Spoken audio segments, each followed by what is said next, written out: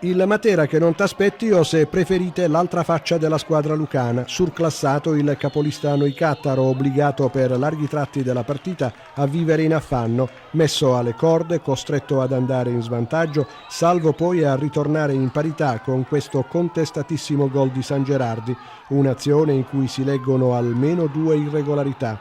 Uno spintone di un pugliese ad un difensore lucano e poi questa azione in gioco pericoloso.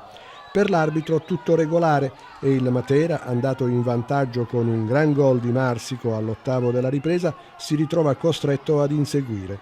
Ci provano fino al termine i lucani, ma con scarsa fortuna. Non arriva la vittoria, il risultato resta bloccato sul pari, ma la formazione di casa si è completamente ritrovata, un ritorno, quello di Aldo Raimondi, che ha prodotto risultati di qualità.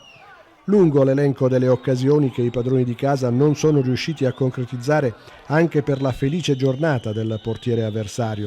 2 conclusioni di Digno intorno al 37° distanziate di 30 secondi l'una dall'altra e entrambe di testa sono state neutralizzate così da Cilli, che al 43° si supera, imprendibile De Rosa sulla fascia sinistra, cross al centro per Marsico, tiro rapidissimo con il piede, la respinta del portiere ospite.